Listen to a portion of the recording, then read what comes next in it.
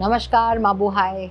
Welcome back to Soul Yatra Unfolds. Considering that we have the International Yoga Day coming on 21st June, I thought why don't we share some insights in that area. While yoga is very common, everybody knows about it. I mean, lots of people practice. But what I thought important could be for me to share how scientific it is, how does it work in our body. And sometimes you wonder, how could you cure a disease like a PCOD or something like an arthritis with yoga? It sometimes doesn't sound convincing. And so that's the intention of this series of videos, where we'll demonstrate some video postures, some pranayams, how breathing is intertwined with yoga, how it can help us maintain our body healthy, our mind healthy, and us as a human being in totality healthy.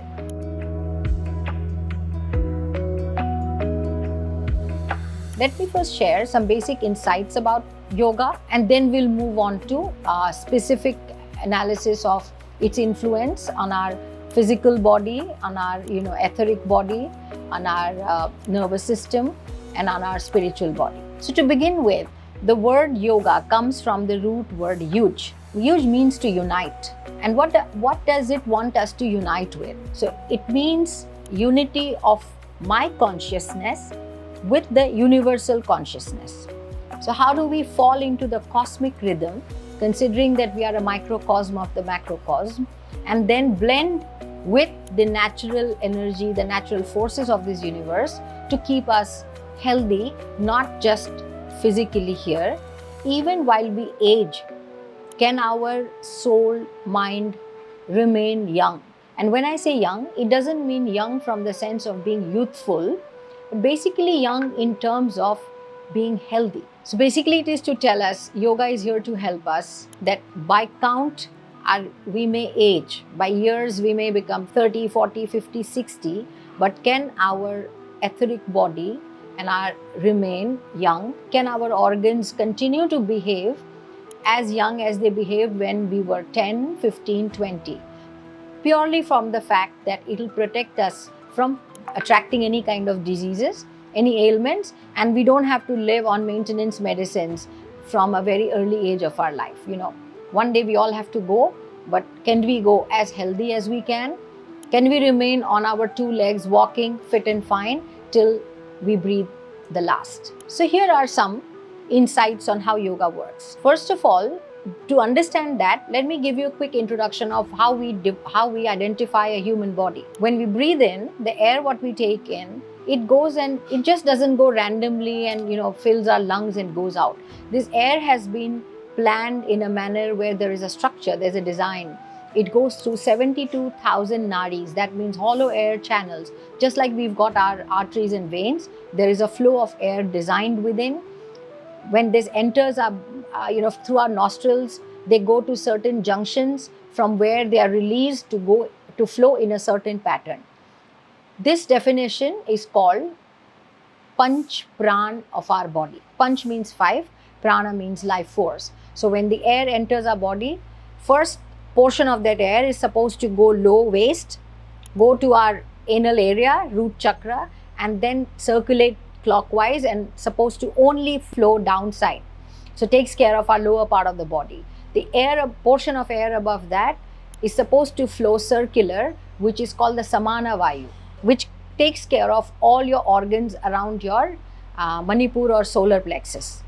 It nourishes all our digestive organs. Above that is called the Pran Vayu, the air which takes care of our lungs, liver and heart. The movement is out and in, out and in. And above that is called Udana Vayu. Udan Vayu is supposed to be defying gravitation, and it only stays around from the throat area until your head, nourishing our brain, nourishing our mouth, internal organs around the face area, our speech, our hearing ability, everything got to do with this area. The fifth one is called the Vyana Vayu. Vyana Vayu is the repository in the body of life force. In a corporate organization, I would call it the human resources, which jumps in wherever help is required. So Vyana Vayu rises to support when one of your other Vayus fail.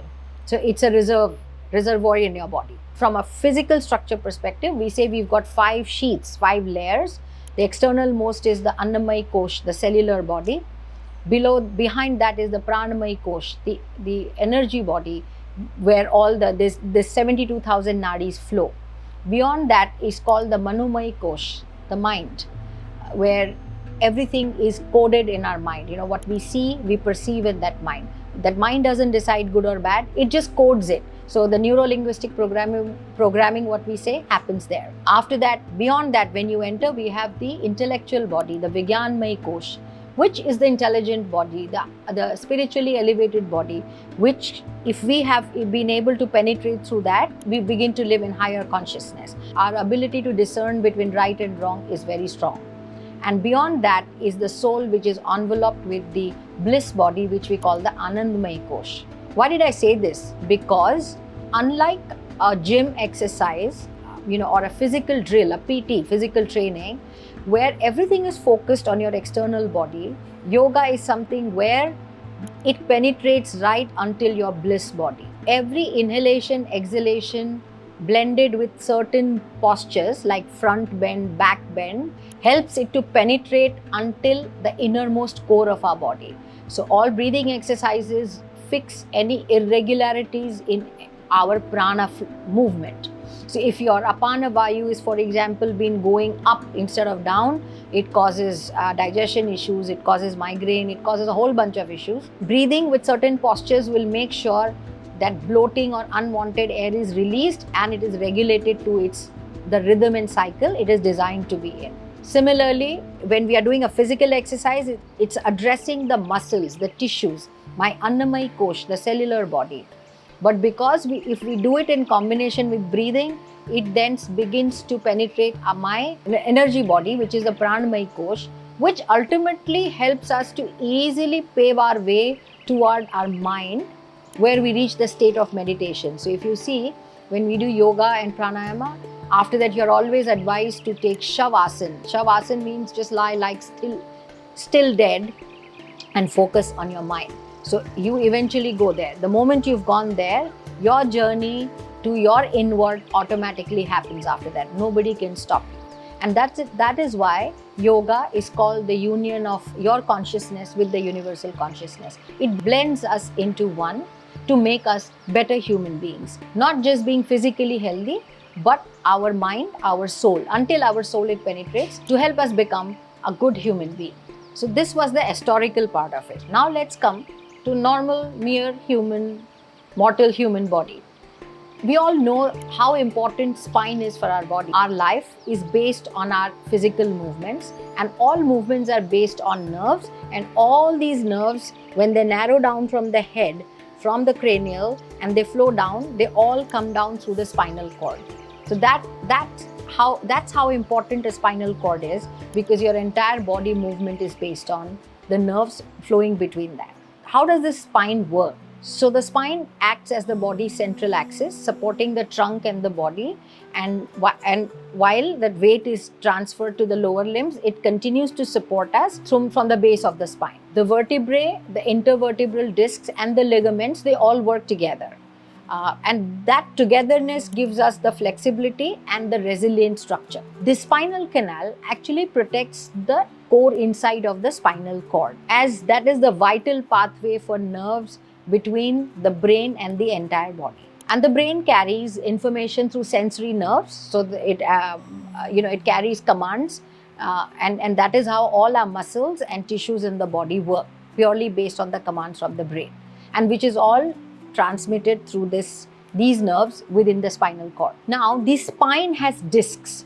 If you all have seen in MRIs and X-rays, there are discs, and sometimes people say they had a slip disc, their disc thickened or the gap between two discs increased, and it causes a lot of pain and discomfort. So it's a series of discs throughout the spine, and the spine is divided into 3 major areas: the lumbar, the cervical, and the thoracic spine. In the spine, there's something called annulus fibrosus and the nucleus pulposus. These act as shock absorbers between the vertebrae. This is a combination of liquid and thick tissue-based rings outside that. They have the ability to stretch and then to go back. So they have the tenacity, they stretch, and they also absorb any kind of shocks because of the movements, what happens in our body while we bend, while we jump, or even while flow of the spinal fluid within that. Now, how do these things, what I mentioned, how can they remain healthy? There's no tablet for them, right? You can't eat something to fix them. The best way to keep them healthy, young, and as they are throughout your life is through certain exercises of the spine. But important is that these exercises are also blended with breathing and slow exercises so that it does not damage it. And that is where yoga comes to play, because yoga is always designed to be very comfortable. It's slow, it partners with breathing, but at the same time it can cause so much of sweating. You would be surprised that if you thought that it's only when you run or in a gym, you sweat a lot or you have helped your muscles a lot. But if you actually had to sit and do just 5 sets of Surya Namaskar, trust me, you would be setting more than what you would have done in 30 to 40 minutes in the gym. And why did I mention Surya Namaskar? Because this is one yoga posture which purely focuses on spine health.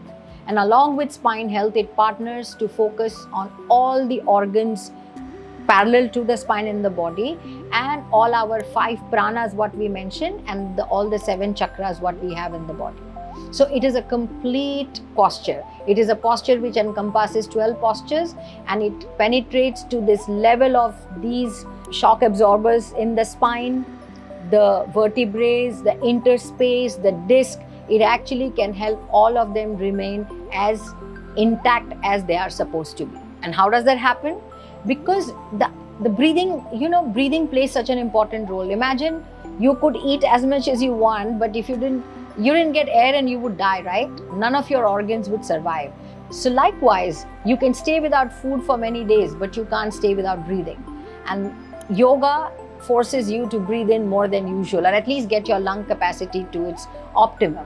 And with its movement of air, it actually nourishes every tissue, every cell, and every part of your body. So it makes sure that there's right blood flow, delivering oxygen and nutrients to the spinal discs, which no other exercises can help you do. Maintain that. I hope you enjoyed the entire session. Please like, subscribe, and share. As always, thank you.